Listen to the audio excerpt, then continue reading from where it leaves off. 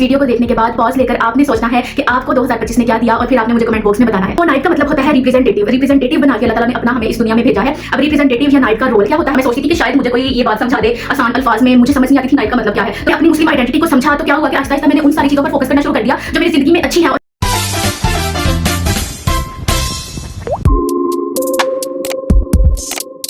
अस्सलामुअलैकुम everyone, this is me Marukh Rana और आप देख रहे हैं मेरा यूट्यूब चैनल मारूख इनसाइट्स।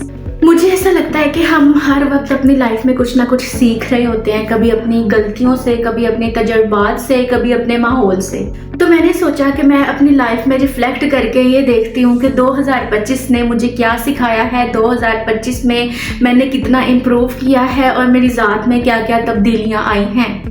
तो आज की वीडियो में हम मिल के रिफ्लेक्ट करेंगे 2025 पर। मैं वीडियो में आपको अपनी रिफ्लेक्शन के बारे में बताऊंगी कि 2025 में मैंने क्या सीखा, मेरी लाइफ में क्या चेंजिंग्स आई। और इस वीडियो को देखने के बाद पॉज लेकर आपने सोचना है कि आपको 2025 ने क्या दिया और फिर आपने मुझे कमेंट बॉक्स में बताना है। वीडियो में आगे बढ़ने से पहले मैं आपसे रिक्वेस्ट करना चाहती हूँ कि अगर आप इस चैनल पर नए हैं तो अभी इस चैनल को सब्सक्राइब करें और वीडियो को लाइक करें। So without any further ado let's get started. तो सबसे प्रोमिनेंट चीज जो मैंने 2025 में सीखी है वो अपनी ज़ात की आइडेंटिटी है, अपने आप की पहचान है। मैंने इस बात को बहुत डिटेल से समझा कि एज अ ह्यूमन बीइंग हम अल्लाह ताला के रिप्रेजेंटेटिव हैं इस दुनिया में। हम ना बचपन से पढ़ते आ रहे हैं इस्लामियात की बुक में कि इंसान को अल्लाह ताला ने इस दुनिया में अपना खलीफा बना के भेजा है, अल्लाह ताला ने इंसान को इस दुनिया में अपना नाइब बना कर भेजा है।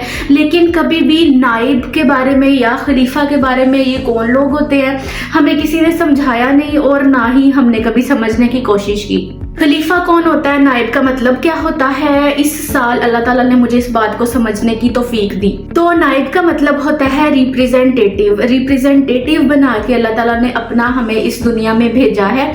अब रिप्रेजेंटेटिव या नाइब का रोल क्या होता है उसको समझने की कोशिश करते हैं। एज अ खलीफा और एज अ नाइब हमारा रोल ये है कि इस दुनिया में हमने ऐसी सिविलाइजेशन कायम करनी है जो अल्लाह ताला की खसूसियात को रिफ्लेक्ट करे, जैसे कि रहम, अदल और विजडम, और साथ में ही हमने अल्लाह ताला की इबादत करनी है। तो इस दुनिया में मौजूद जितने भी इंसान है ना, उन सबको अल्लाह ताला ने ये रोल खुद दिया है, यानी कि क्रिएटर ऑफ दिस अर्थ ने हमें रिप्रेजेंटेटिव बना दिया है, अपना नाइब बना दिया है। अब इसको हम एक इंसानी जिंदगी की मिसाल से समझने की कोशिश करते हैं। जैसे एज्यूम करें आपके एक कंपनी है और उसको कंपनी के ओनर ने आगे से एक CEO को हायर किया हुआ है। उस ओनर ने CEO को सारी इंस्ट्रक्शंस दी हैं, वो मैनुअल दिया है जिसके थ्रू वो अपनी एक कंपनी को चलाना चाहता है, रिसोर्सेज भी दिए हैं और फ्री विल भी दी है कि जिस तरह चाहे कंपनी को मैनेज करे और तरक्की की तरफ लेकर जाए। तो अब यहाँ पर CEO का काम होता है कंपनी को चलाना उस मैनुअल के मुताबिक, उस इंस्ट्रक्शंस के मुताबिक जो ओनर ने उसे दी है, और फिर उस रूल बुक के मुताबिक, उस रूल बुक के अंडर रहकर उस कंपनी में चेंजिंग्स करना और उसे तरक्की की तरफ लेकर जाना। अगर CEO सारे मामलात को अच्छे से मैनेज कर लेगा तो जो ओनर है उसे रिवार्ड करेगा और उसे बोनस देगा। लेकिन अगर CEO करप्शन करेगा तो जो ओनर है वो उसे सजा देगा और इसके अलावा वो उसे जेल में भी कैद करवा सकता है। तो बेसिकली CEO के करप्शन करने पर जो ओनर है उसका एहतसाब करेगा सख्त वाला।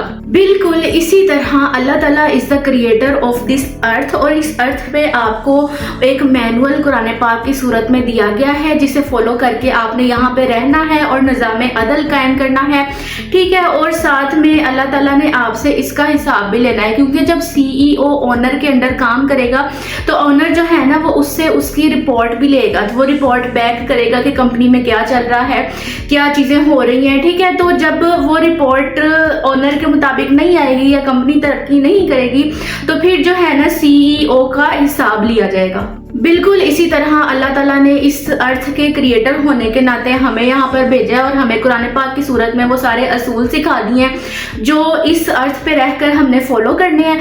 और फिर उसके अलावा अल्लाह ताला ने क्या किया है, हमें फ्री विल भी दी है कि तुम्हें मैंने ये चीज़ें बता दी हैं, तुमने इसे फॉलो करके अपनी फ्री विल के मुताबिक अपनी लाइफ को, अपनी अर्थ को मैनेज करना है, ठीक है।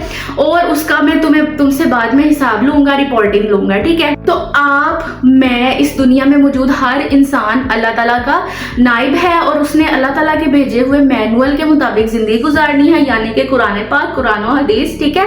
और साथ में अल्लाह ताला ने हमें रिसोर्सेज भी दे दिए, खाने पीने की चीज़ें, और जितनी चीज़ें हमारे सर्वाइव करने के लिए ज़रूरी थी वो सारे रिसोर्सेज भी दे दिए, और हमें फ्री विल भी दे दी इसके ऊपर कि हम अपनी लाइफ में क्या करते हैं, अब इस चीज़ को किस तरह से मैनेज करते हैं, ठीक है। और फिर अल्लाह ताला क़यामत वाले दिन हमारा से इस चीज़ का हिसाब लेंगे। मैं उम्मीद करती हूँ कि आपको अब नाइब होने का मतलब समझ आ गया होगा। मैं सोचती थी कि शायद मुझे कोई ये बात समझा दे आसान अल्फाज में, मुझे समझ नहीं आती थी नाइब का मतलब क्या है। तो मैंने एक ऐसी एग्जाम्पल, इस दुनियावी एग्जाम्पल के थ्रू आपको समझाने की कोशिश की है कि नाइब होने का या खलीफा होने का मतलब क्या होता है। So this is basically the identity of a Muslim, ठीक है। और ये आइडेंटिटी ना हमें कोई आज के दौर में समझाता है, और ना ही हम इस काबिल होते हैं कि चीज़ों को समझ सके, और ना ही हमारा इंटरेस्ट होता है।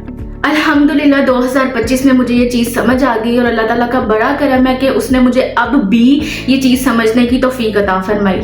दूसरी अहम चीज़ जो मैंने 2025 में सीखी है वो ये है कि मैं ना क्या करती थी कि मैं अपनी ज़िंदगी में होने वाली 50 अच्छी चीज़ों को छोड़ के ना उन 2 बुरी चीज़ों पर फोकस करती थी जो मेरे मुताबिक नहीं हो रही होती थी।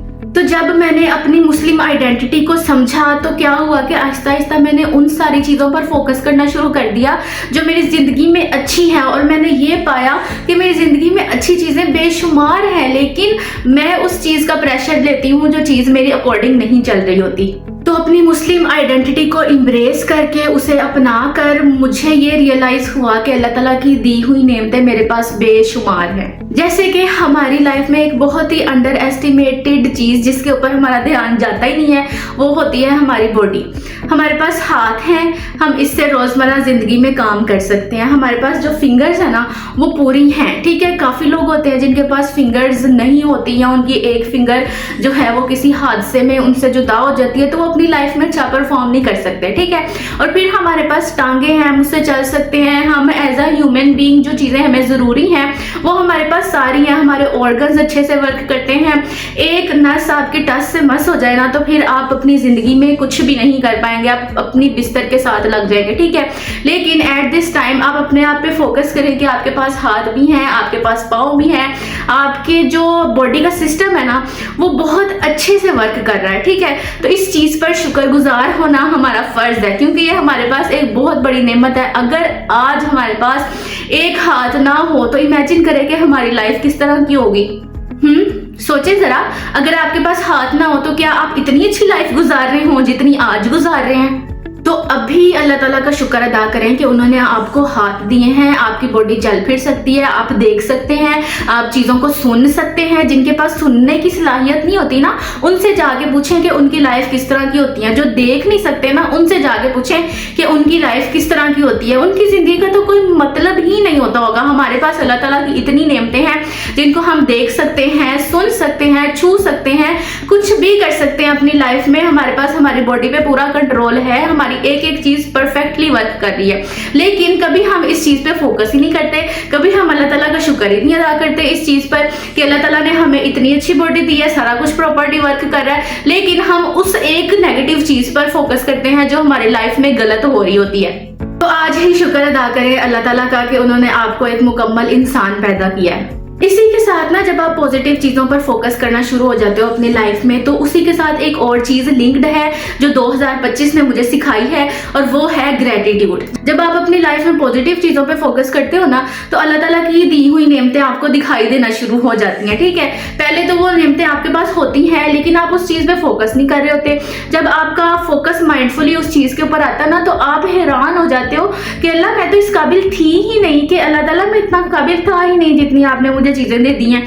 मैं तो बहुत गुनाह करता हूँ, ठीक है, फिर भी आपने मुझे इतनी चीज़ें दी हुई हैं। जब आप इस चीज़ में फोकस करोगे ना तो आपके अंदर ग्रेटिट्यूड आएगा, आपके अंदर शुक्रगुजारी की एलिमेंट आपके ज़ात में शामिल हो जाएगा। तो जब अल्लाह ताला ने मुझे इतनी तौफीक दी कि मैं ये चीज़ें सीखूं और समझूं और फिर मैंने अपनी पॉजिटिव चीज़ों पर फोकस करना शुरू किया तो डेफिनेटली और ऑब्वियसली मेरा फोकस जो है ना इस चीज़ पे गया कि मैं अल्लाह ताला का शुक्र अदा करूं जिसने मुझे इतनी ज़्यादा चीज़ें अता की हैं। तो 2025 में ना मैंने ग्रेटिट्यूड को एम्ब्रेस किया, अडॉप्ट किया, अपनी पर्सनैलिटी में शामिल किया। और मेरे साथ जब कोई बुरी चीज़ भी होती है ना तो मैं ये सोच रही होती हूँ कि शुक्र अल्लाह ताला इससे ज़्यादा बुरी तो नहीं हुई। अगर इससे ज्यादा बुरी हो जाती तो मैं कैसे हैंडल करती उसे, फिलहाल तो मैं हैंडल कर पा रही हूँ। तो ये थी जनाब 3 मेजर चीजें जो 2025 ने मुझे सिखाई हैं और जो मेरी ज़ात में तब्दीलियां आई हैं 2025 में। इससे पहले मैं ऐसी बिल्कुल भी नहीं थी और इन तब्दीलियों ने मुझे कॉन्फिडेंट बनाया है और ओवर थिंकिंग से बचाया है। जो चीज़ें मैं पहले कर रही थी ना, उन सारी चीज़ों से इन चीज़ों ने मुझे निकाल दिया है। कमेंट बॉक्स में आपने मुझे बताना है कि 2025 ने आपको क्या सिखाया है, एज अ पर्सन आपकी लाइफ में क्या तब्दीलियां आई हैं। अगर आपको वीडियो पसंद आई हो तो लाइक करें। मिलते हैं अगली वीडियो में, तब तक के लिए अपना ख्याल रखें, अपनी जिंदगी में मौजूद पॉजिटिव चीजों पर फोकस करें और ग्रेटिट्यूड को अपनाएं। Thank you so much. Allah Hafiz.